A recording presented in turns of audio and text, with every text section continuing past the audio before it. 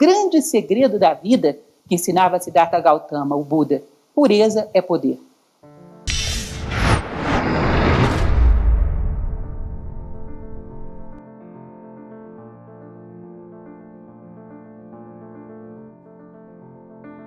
Qualquer idade pode e deve ser bela. Qualquer idade vai nos levar, vai nos trazer uma peça para a construção desse ser excepcional.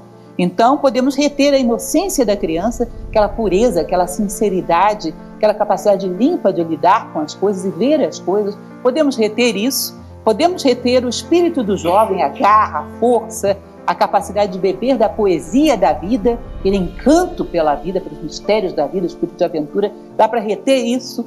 Dá para reter o equilíbrio e a lucidez do adulto e a capacidade simbólica e metafísica do idoso, que vem através das coisas. Atravessa a aparência e pega o coração das coisas. Aprendeu a língua da vida, que é símbolo. Você soma tudo isso num ser humano, já imaginou? Tudo isso sem perder nada, acrescentando, acrescentando, acrescentando. Como num processo pedagógico, onde todos os ensinamentos deveriam se somar, não se substituir. Você é um ser humano excepcional, puro como uma criança, forte como um jovem, equilibrado como um adulto e espiritual como um idoso. Tudo junto, num ser só. Ele disse que é o espetáculo mais belo do mundo. Mas passa pouco esse espetáculo. É raro de haver apresentações. Mas é o espetáculo mais belo do mundo. A juventude hoje é muito diferente dessa juventude que a gente gostaria de atesourar. Ao invés de o ápice de energia física, deveria ser aproveitado para o homem arrancar, disparar em direção ao seu sonho. Mas essa juventude está tão contaminada por egoísmo, vaidade, autoafirmação, que ela despreza o antigo, ela despreza o velho, mas ela é velha. Ela quer reinventar a roda. A juventude atual tem uma reação cega à velha ordem das coisas. Quer construir o novo sem ser novo. Não quer mudar as coisas simplesmente para se autoafirmar. Não tem coisa mais velha no mundo do que egoísmo e vaidade. Se você quer renovar, legal, brigue com esses dois. E senão você está fazendo a mesma coisa, só mudou a embalagem. Então, quer renovar, brigue com esses dois. Isso é uma boa briga. Ele diz desse roubar, desse esvaziar do sentido das idades da vida. E a juventude, que é o ápice da energia física, hoje ela é associada a quê? Preguiça. Não é uma coisa curiosa isso?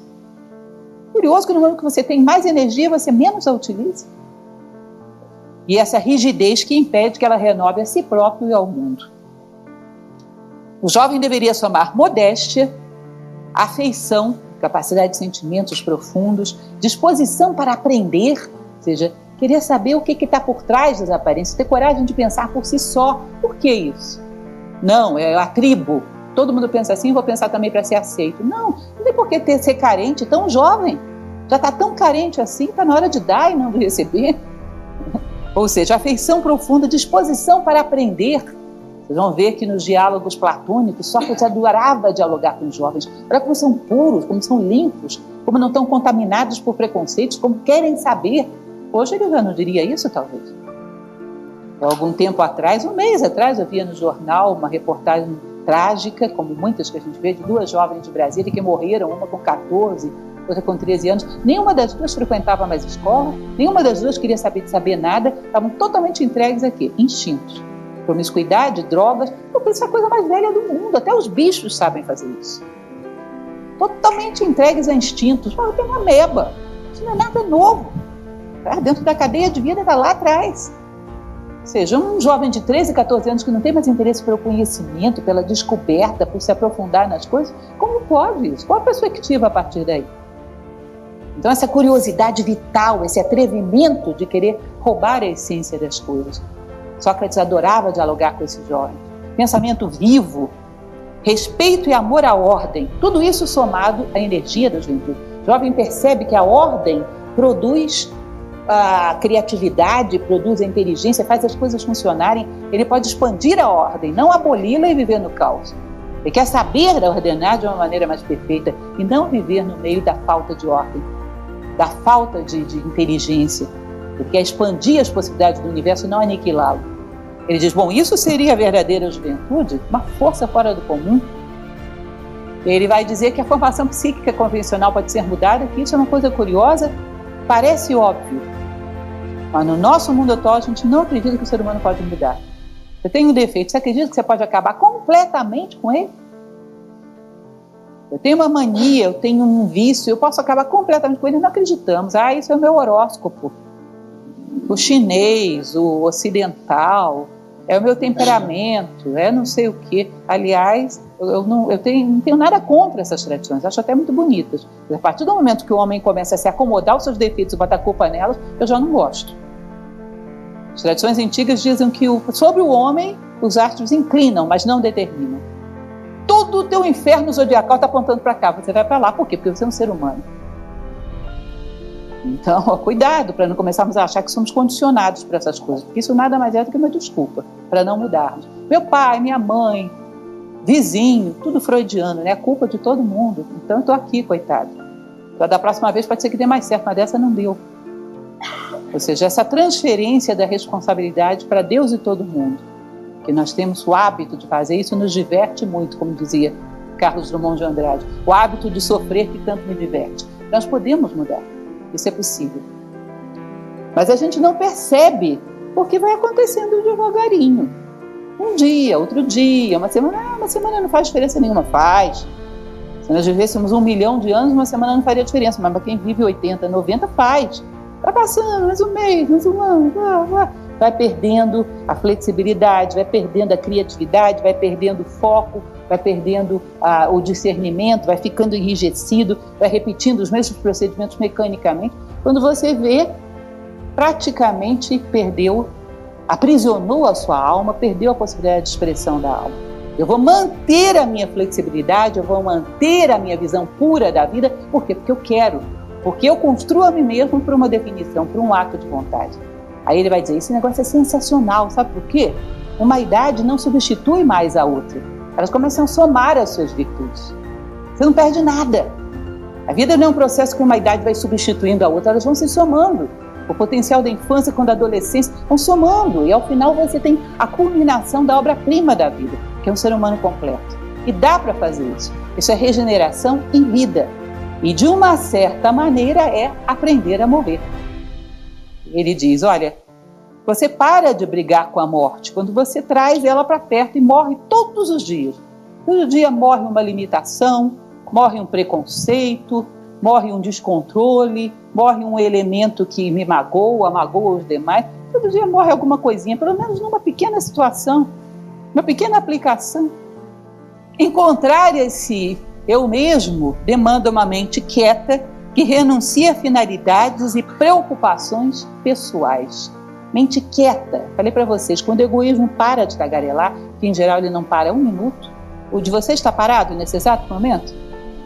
Não, eu quero não sei o que, eu quero lavar o carro, eu quero isso, não sei o que, eu quero descansar, botar as pernas para cima, eu quero ver tal coisa na televisão. Não para de querer. 1 minuto, não produz 1 minuto de silêncio. Aqueles que são capazes de produzir um certo silêncio e perceber a si próprios, travar um diálogo consigo mesmos, esses são raros.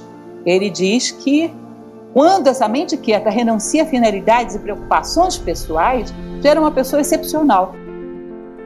Lótus branco, que é o símbolo oriental da pureza, que nasce no meio de uma água putrefata, num pântano, e se eleva acima desse pântano e abre as suas pétalas totalmente brancas. Ou seja, ele não é produto do meio, ele é produto de si mesmo. Capacidade de ser produto de si mesmo, um negócio fantástico, e o ser humano pode fazer isso. Aquela pessoa que a gente ouve de vez em quando falar, eu não sou uma pessoa muito equilibrada, mas olha só, no mundo ninguém é. Está vendo muita gente equilibrada? Não, então por que eu seria? Sabe o que essa pessoa está querendo te dizer? Que ela só vai ter virtude quando o mundo inteiro for virtuoso. Ele é uma esponja, você mergulhou dentro de um balde de tinta vermelha, ele é vermelho. Espreme bem, bota no balde de tinta azul, ele é azul. Ele é o que o meio determina. Ele não tem capacidade de escolher o seu futuro. É um escravo das circunstâncias. Ela vai ter que ser capaz de optar por qual polo ela quer e ter um ato de vontade para se definir por esse polo. Então essa capacidade de ser produto de si mesmo, de brotar de dentro para fora, de ter uma essência desperta através do qual você vê a essência do mundo à tua volta, uma comunicação de essência para essência, ele diz, são homens excepcionais. Começam a descobrir a língua da vida, que é símbolo, começam a ver através das aparências. Infelizmente ainda é uma minoria. E ele diz, você acredita nisso? Tudo é uma obra de imaginação. O ser humano será aquilo que o ser humano acreditar que pode ser. As coisas nascem no plano das ideias e depois se concretizam. Velhice deve ser como o poente, inocência, ardor, capacidade de aprender e realizar como antes, ou seja, tudo da infância, da adolescência, da juventude, somado à suavidade, maturidade e paz. Capacidade de mergulhar e transcender. Então, você quer ver através de uma situação da sua vida? Pergunte a um ancião. Ele aprendeu a ver através das aparências. O que a vida está querendo te dizer? Ele fala a linguagem dos símbolos. Quer ver através de uma atitude de uma pessoa? Pergunte a um ancião. Você quer saber o que a vida está querendo te dizer? O ancião fala a língua da vida. Pergunta para ele. Ele vê através dos acontecimentos, te decodifica o coração da vida. Ele sabe ver, ele sabe prescrutar o coração dos seres, inclusive o dele mesmo. Então tem um serviço fantástico para prestar para a sociedade. Capacidade de mergulhar e transcender. Tal vida é o fenômeno mais belo de se ver. De fato, é um espetáculo, a vida humana. Complexo, nenhuma outra vida traz tantos elementos em jogo. Inteligência, criatividade, amor, compaixão, muitos elementos de percepção da unidade.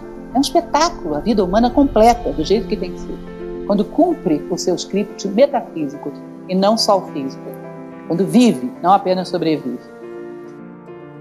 Deixai de fazer o mal, aprendei a fazer o bem, limpai o vosso próprio coração. Esse é o ensinamento dos Budas. Simplesmente limpai o vosso próprio coração e deixe que a vida passe e faz o serviço. Mantenha o canal desobstruído. Não busque o amor, busque romper dentro de si as barreiras que impedem que o amor flua.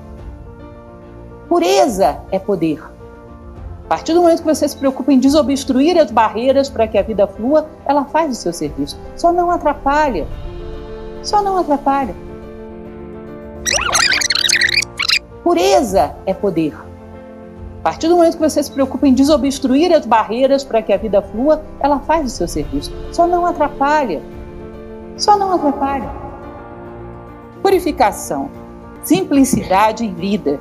Céu sem nuvens, sereno e simples. Sem isso, a vida é casca, aparência, sem nada de real. Vivemos numa bolha, nem tocamos a realidade, flutuamos sobre a vida. Não tocamos uns aos outros. Não vemos o que as coisas são, nem temos curiosidade, não vemos a nós mesmos. Uma vida simples, pura e profunda, onde não atrapalhamos o fluxo da grande vida. Só isso. E nós podemos alcançar isso aproveitando a energia que cada fase da vida nos dá. Podemos nos regenerar, podemos gerar uma primavera humana. E essa não é fruto do tempo cronológico, essa é fruto da vontade. Acontece na hora que a gente quiser. Pode acontecer todos os dias. Aprender a morrer um pouco todos os dias, para renascer. Aí não tem por que ter medo da morte, ela se torna tua companheira de viagem.